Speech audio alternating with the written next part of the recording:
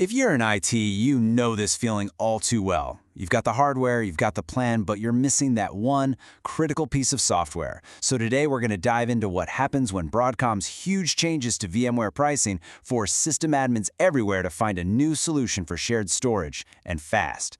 It's a story that kicks off in a very familiar place. And that, right there, is the heart of it. It's a conflict every single one of us in tech gets, right?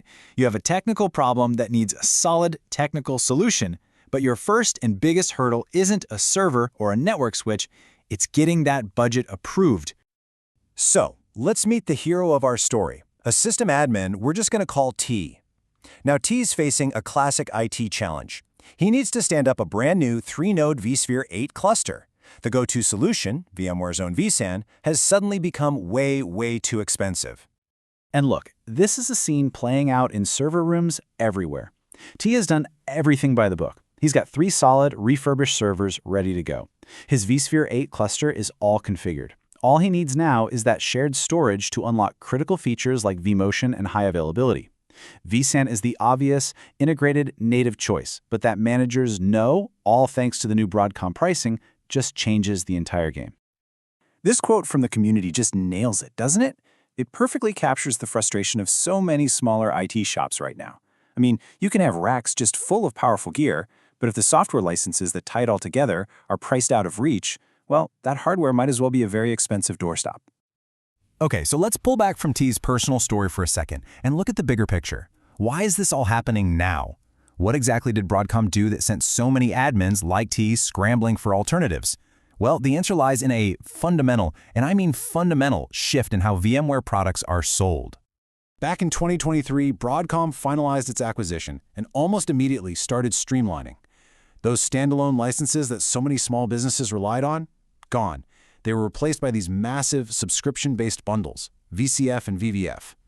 And that 2027 deadline, that is absolutely crucial.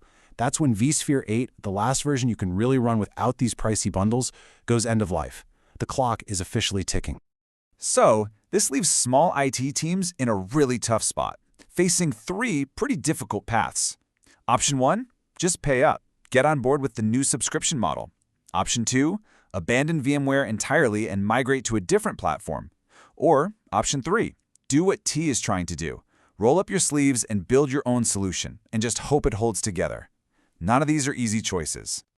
So T is forced down that third path, and he starts his research. His quest is simple. Find something that acts like vSAN without that big Broadcom price tag. And 2 names immediately float to the top of the list, StarWind and Ceph. And this really shows the 2 completely different philosophies T's weighing.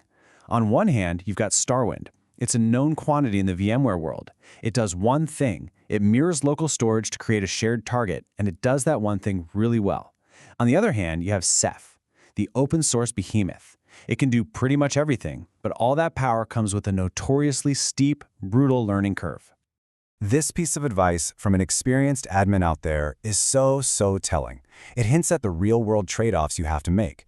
The thinking goes like this. If your budget is so tight that you can't even get a paid StarWind license approved, then jumping into something as wildly complex as Ceph is probably the exact wrong move. Simplicity suddenly becomes your #1 priority. I absolutely love this analogy from the source material because it is just perfect. I mean, think about it. Yes, a freight train is incredibly powerful. It can move unbelievable loads. But if all you need to do is win a go-kart race, it's not just overkill, it's the wrong tool, period. It's slow to get started, it's impossible to maneuver, and it will probably just destroy the track. That, right there, is Ceph in a small 3-node cluster. Okay, so let's shift gears from T's initial research and tap into the collective wisdom of the IT community. You know, these are the folks who have already walked this path, who have tried to build these solutions, and who have the scars to prove what works and, maybe more importantly, what doesn't. And there it is. This is probably the most chilling and most pragmatic warning you could possibly give someone. The complexity of Ceph isn't just a technical challenge, it's a career risk.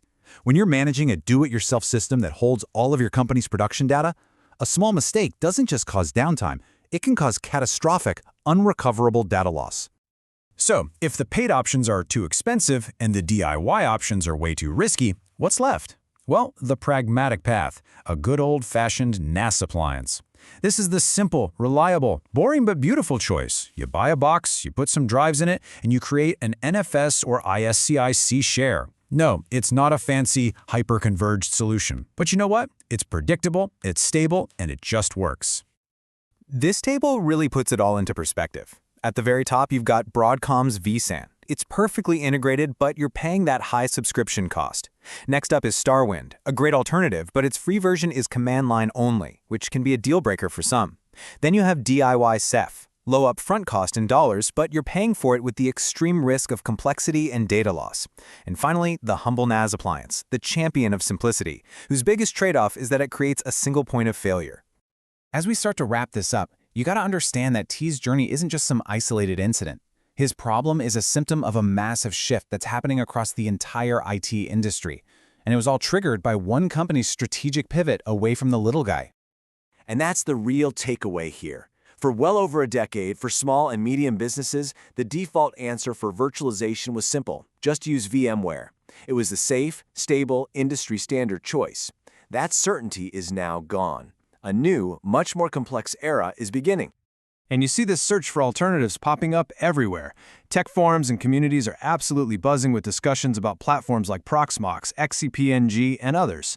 The future isn't about one dominant player anymore. It's about a more diverse, more fragmented, and more open-source ecosystem, which brings both a lot of freedom and a whole lot more complexity. So Broadcom's gamble has forced a change. The giants might not be catering to the small teams anymore, but in response, those teams are now rediscovering and building their own ecosystems. It leaves all of us with a critical question to think about, not just for storage, but for our entire infrastructure. In a world where there's no single default answer anymore, what will you build next?